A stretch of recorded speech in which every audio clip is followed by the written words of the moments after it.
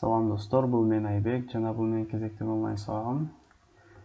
Мурдагы сабакта биз комментарийлер тууралуу сөз кылганбыз жана бунусунда сиздерге шарттоо операторлор боюнча бир аз түшүнүк бермекчимин. Шарттоо оператор деген эмне? Өзүңүздөр ойлоп атсаңыздар керек. Шарттоо оператор дегенде ойлогонуңуздай бул шарттоо оператор деген бул биздин мындайча айтканда талаптарыбызга бир нерсени биздин талаптарыбызга жооп береби же бербейби ошону текшерүүчү мындайча айтканда курал. Мисалы үчүн бир сан берилсе, аны оң же терстигин аныкташ үчүн колдонсок болот. Ошондой нерселер болсо шарттоо оператордорду колдонуп туруп тез эле чыгарып коебуз мындай суроолорду. Мисал дейли, шарттоо операторлордо эки жардамчы сөздөр бар, мындайча айтканда командалар. Алар if жана else. If деген команданы биз мындайча иштетебиз. If деген бул эгер деген болот. Эгер деп туруп биздин шарттарыбызды текшериш үчүн эки кашанын ичине биздин шарттарыбызды жазабыз. Андан кийин шарттарыбызга туура келсе, эмне кылышыбыз керек болгон болсо, ошол нерселерди кашадан кийин жазабыз. Же болбосо else деген бул андай эмес болсо деген сөз маанини билдирет. Else деген андай эмес болсо мынаны кыл десеңиздер болот. Жана else деген сөздү мындайча айтканда команданы мындай иштетсе эле болот. Else if деп туруп. Бул деген else if андай эмес болсо, эгер мындай болсо деп туруп кайрадан шарттарды жазсак болот. Бул else if деп каалаганыңыздарча жазсаңыздар болот. Ошондо иштей берет. Мисалы үчүн жөнөкөй бир суроо иштейли. Сиздерге бир сан берилет. Жана ал оңбу же терсби? Ошону аныкташыбыз керек. Оңбу же терсби? Integer a, string a. Эгерде дейбиз саныбыз 0дон кичинекей болсо, cout деп туруп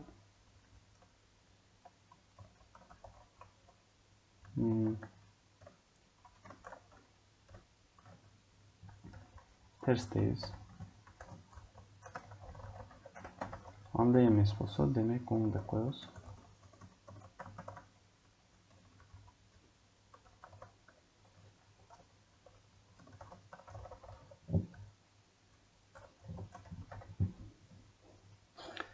Текшереличи кандай болот экен, иштейби иштеби? 5 десек окпойт, көргөнүңүздөй. -5 десем терс деп чыгарып атабыз. Терс деди. Демек программабыз туура. Жана сиздерге айта кетчү нерсе, мисалы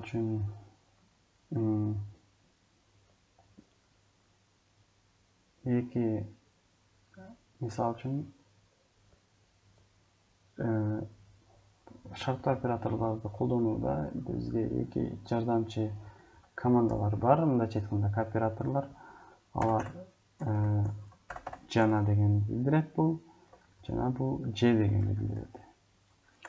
Ошондо мисалы үчүн бир нерсени бир-эки шарттарга текшериш үчүн ушул операторлор бизге жардам берет. Мисалы үчүн бир жөнөкөй суроо иштейли, түшүнүктүүрөөк болуш үчүн. Мисалы үчүн бир сан берилсе бизге, бул сан -25 менен +25-тин аралыгындабы деп текшере турган болсок, ушул жана деген операторго жардамга келет. Мисалы үчүн мынтип иштесек болот. -25 адан кичинекей же барабарбы? Же дейин десем болбойт, себеби жана текшеришибиз керек. Жана 25-тен кичүүбү деген болсо, ооба деп чыгарсын. Ооба, андай эмес болсо жок деп. Азыр текшеребиз. 5 десек ооба дейт, туура аралыгында. 30 десем жок дейт, туура. -5 десем ооба дейт. Жана -50 дейм, жок дейт. Көргөнүңүздөрдөй суроону туура чыгардык. Эми сиздерге дагы G деген операторду колдонуп кантип колдонушту көрсөтүш үчүн дагы бир суроо иштейли. Мисалы үчүн биздин саныбыз ушул сандардын аралыгындабы же мындайча айтканда ушул эки интервалдын аралыгындабы же жокпу деген суроо болсун. Ал үчүн мындай жазабыз. Бул биздин бир шартыбыз. Же болбосо экинчи шартыбызды жазабыз. 50 A'дан кичинекей жана A'быз 100дөн кичинекей болсо ооба дейт деген болсок. Ушул суроону иштеген болобуз. Мындайча айтканда, биздин саныбыз ушул интервалдын аралыгындабы деген сөз. А бул эсе мындайча айтканда шарт. Бул эсе биздин саныбыз ушул эки сандын аралыгындабы деген шарт. Бул ортосундагы эки чызыкча бул G дегенди билдирет. G ушул эки сандын аралыгында болсо, же болсо бул эки сандын аралыгында болсо ооба деп чыгар, андай эмес болсо жок деп чыгар дегенибиз болот. Ошондо программабызды текшерели. Мисалы үчүн 50 десем ооба дейт, 49 десем жок дейт. Себеби экөөсүнүн аралыгына кирбейт. Көргөнүңүздөй жок деди. Демек, программабыз туура иштеп атат. Ошол жана сиздерге эң маанилүү нерселерди айтып бүттүм деп ойлойм. Жана бир айта кетчү нерсем, өзү негизи программированиянын мындайча айтканда программалоону негизи окуучулар Flowchart деген программа бар. Же болбосо дагы бир-эки канча окшош программалар бар негизи. Ошолор менен үйрөнүшөт. Ошол программаларды өз негизи шарттуу операторду мындайча тартат, ромб мындай формасында.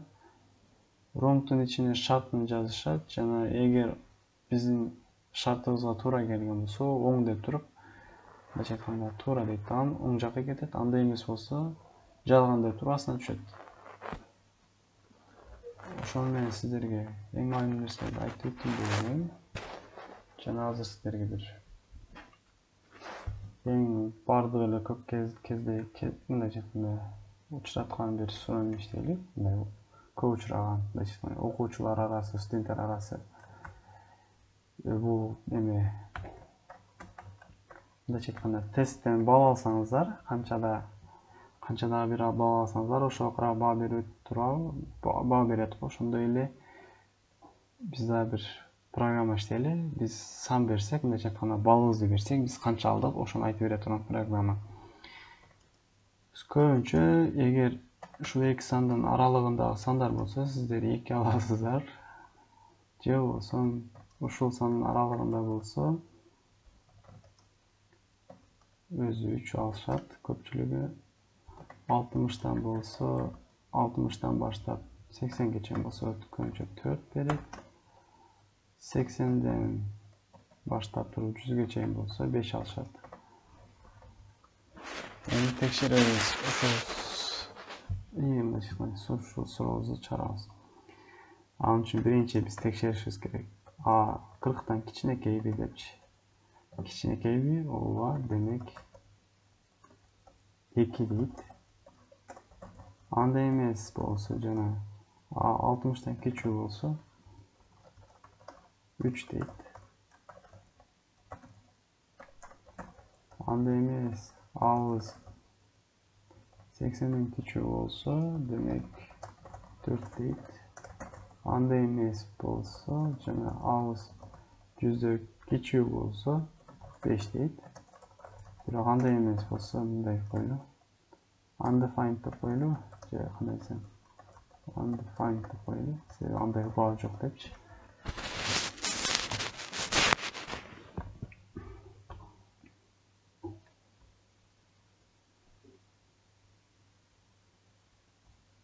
Undefined деген белгисиз дегенди билдирет.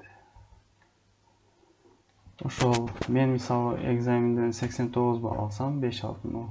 Нормально десем. 50 десем 3 дейт. Бир аз слабо. Ошол жана кандай суроо? Özünüzдөр көргөнүңүздөй экзамен тууралуу, мындайча айтканда тесттер тууралуу да бир сүрө иштедик.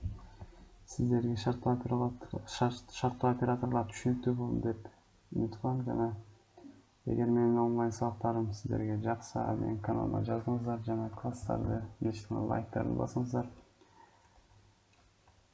Анда эмесе кийинки сабакта көрүшкөнчө коштошойлу. Пока.